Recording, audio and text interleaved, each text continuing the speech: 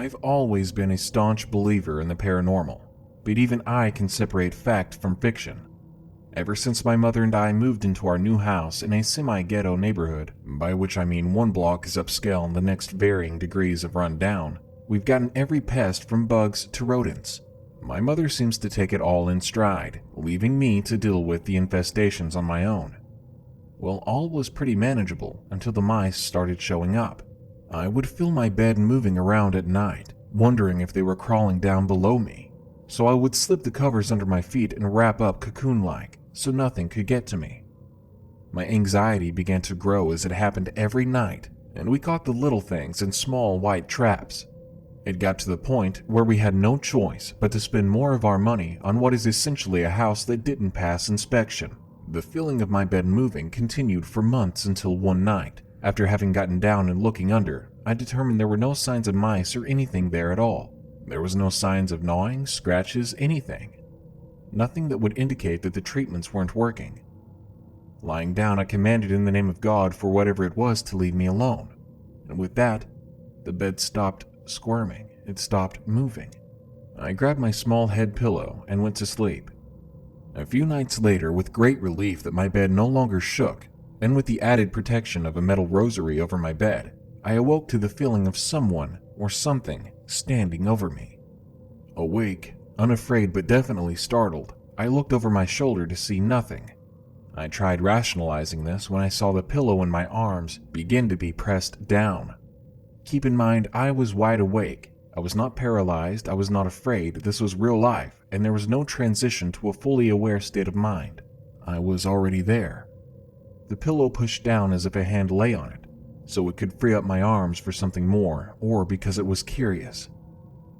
Furious, I grabbed my pillow and yelled for the invisible force to leave. I shouted in the name of God and fiercely banished whatever it was. Like a rush of sentient wind, it swept away and out of my closed window. I laid back down and, a little bewildered, I finally went back to sleep. Though I still get the occasional pests, I have never felt my bed move again. And thankfully nothing else has happened. I feel a little guilty that I drove out the very thing I was always interested in, the paranormal, but some things are best left to TV or the imagination.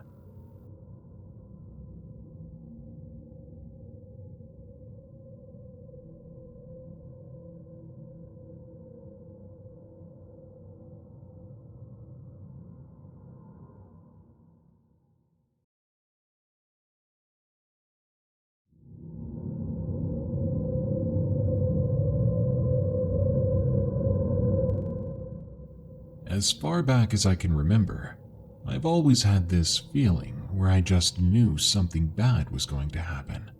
Or at the very least, whether something I was about to do would have more of a bad or good impact on my life. I guess it was intuition. Of course, I didn't always focus on such things like right versus wrong, since growing up, I liked to have fun and experience new things that life had to offer.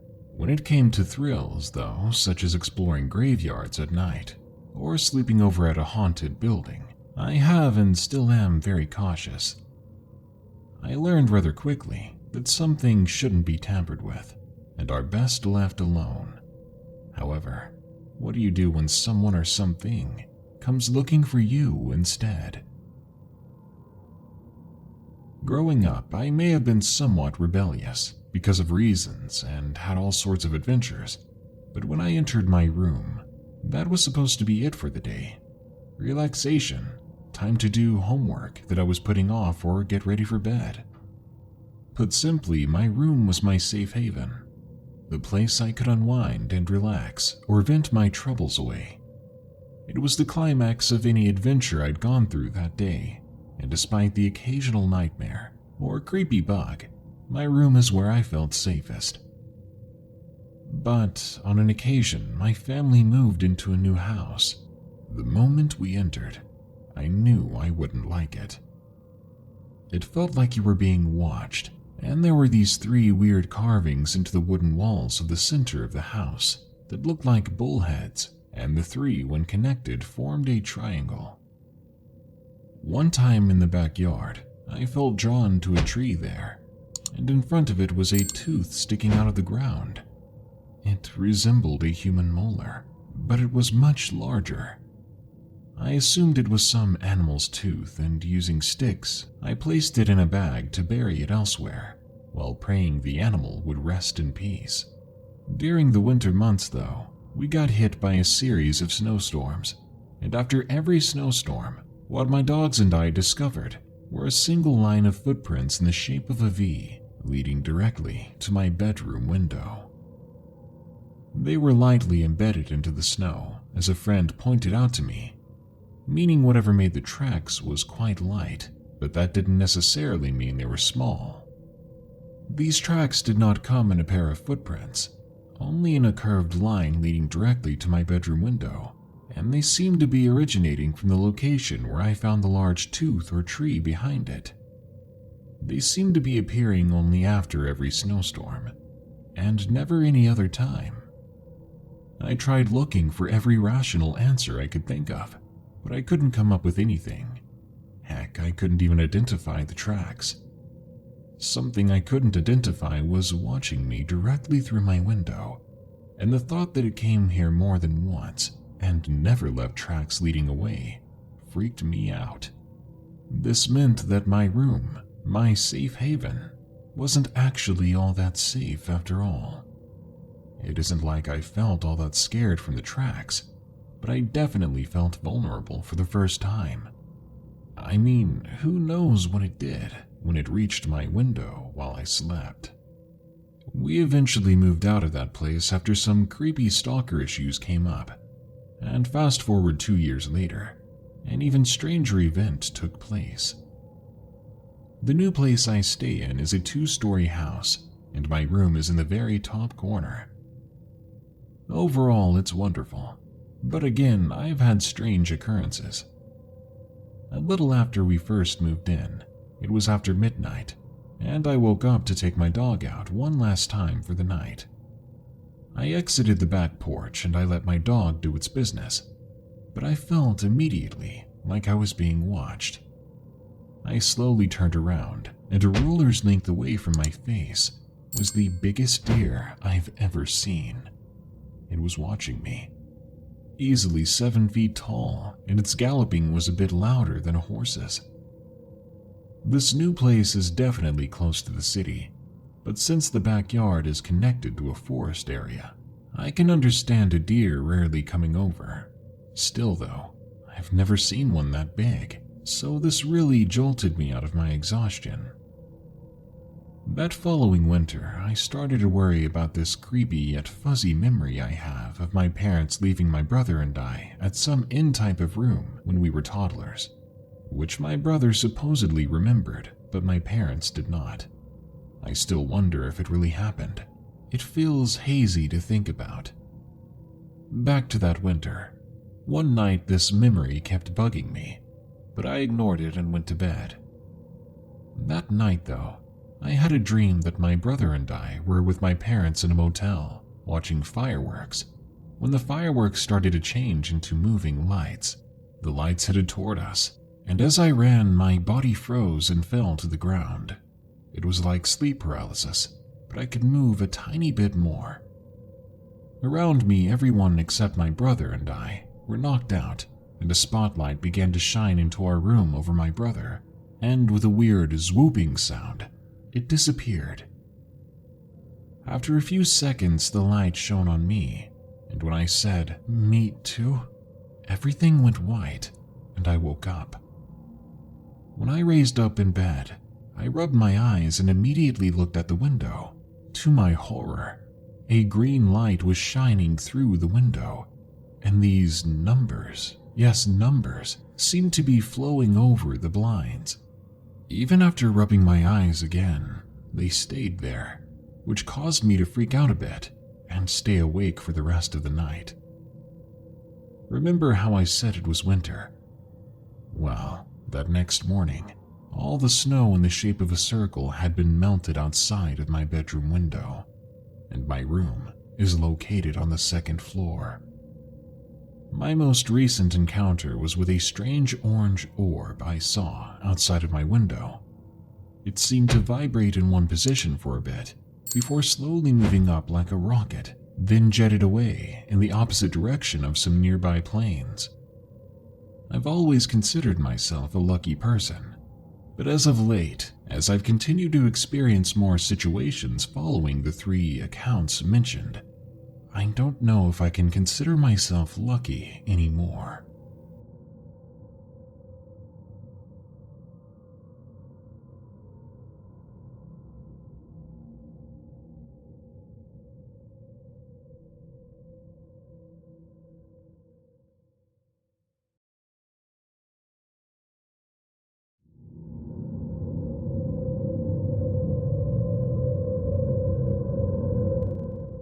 As I'm typing this, the events I'll be talking about happened 3 months ago and about a week and a half ago, respectively. As a bit of background information, I'm almost 14 years old and I'm a guy. I currently live in a house with my family, and ours is the first family or anybody to live in this house, which makes this story that much more chilling. In my family, I have a brother, my mother, my father, and our family German Shepherd, and occasionally my sister is in the house, but when these events took place, she was not in the house. The first of these very strange events happened close to the middle of June in 2016, one night around 11:10 p.m. I was in my bedroom, and in my room between my bed and the wall, there's about 1 inch of space. And in a clear as day voice, I heard a voice I recognized say my name from right behind me, almost in my ear. For me, the scariest part about this voice was the fact that it was the voice of my first ever friend, who I met 10 years ago in kindergarten, but who I also moved away from about 3 months later. So I didn't get to know her that well. When I heard something saying my name, I sat up instantly like a bow when the string is released. I looked around me in the darkness of my room and saw absolutely nothing. But that wasn't nearly the creepiest part. That was to come the next night. The next night, when I was in bed again, around the same time I heard the same voice from the same place say something. I've forgotten what she said, but I sat up like I did the night before, and I whispered a few questions. I couldn't talk very loud, because my parents were sleeping only about 10 yards away in their room, and I asked, "Where do you live?" And what I heard next was the scariest, yet most comforting thing I'd ever heard in my life, and the response I got came from my closet, which is about 6 or 7 yards from the foot of my bed. I heard the spirit, I heard her say in a voice that was fading away as she spoke, "I live in here." Now, my mother also had an encounter of her own that told me that I was not crazy. As of writing this, it happened only about a week or 2 ago. My dad usually leaves for work at about 4 in the morning to beat rush hour traffic, and my mom at about 5 in the morning. She saw this silhouette standing in the 6-foot-long hallway between the master bedroom and the master bathroom. She asked it, and I believe she thought it was my dad. "What are you still doing here?" It gave no physical or vocal response. Then she nearly yelled at it, and again, still no response. That's when she decided she must be seeing things, or still partially asleep, so she just went back to bed. And I remember I'd only told a few of my friends at school about my own encounters. The only reason I know about what happened to her is because she brought it up the next night at dinner.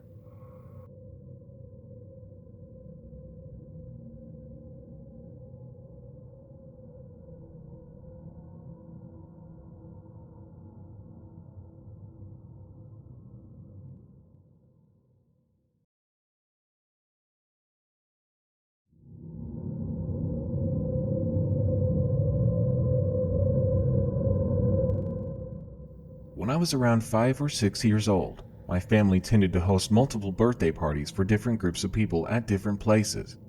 One of these parties, a female friends-only party in the woods near my house, had several extremely weird occurrences happen. Now I love the forest, and I constantly went on hikes and animal watch with my parents. Yet never before this did I fear those woods until my 6th birthday party. The party was set in a pretty little clearing. There were tables and even a small bouncy house set up. My mother even got a friend to dress up as Jack Sparrow, do some pretty good impressions for the party, because at the time I was in love with the Pirates of the Caribbean. So the other kids and myself were running about foolishly, playing freeze tag or something of the sort. I was getting creeped out, because whenever I said anything, loud crackling would come over my voice from the tree line. I thought it was my friend, and for privacy reasons we'll call her Taylor. She liked to play pranks on me, so I went and told my mom about the crackling and who I thought it was. She just said I should keep playing until it was present time. We found that the presents had been hidden around like an Easter egg hunt, only the adults didn't do it. After all the presents had been found and opened, it was cake time. While I was just eating, I wanted to go get a drink, so I left. And when I returned, my little plastic fork was gone. So I went to go get another, and when I came back, my fork was there, so I put the other away. That was weird. I had just looked there and the fork wasn't there. Anyway, when I came back from putting the other fork away that I didn't need anymore, my original fork was gone again. Once again, I suspected Taylor was pranking me, and then I accused her of it. She denied and said my fork kept sliding off and back onto the table. That didn't make any sense. I checked my chair and sure enough, there it was. Extremely confused, I apologized to Taylor and resumed eating. Nothing else really happened the rest of the day except one thing. One of my Barbie dolls from my room, one that I didn't play with outside, ended up in the bushes. The thing is, I hadn't seen anyone go into my room that day, and I didn't see anyone in that particular area in the woods. I think these experiences were more confusing than they were terrifying.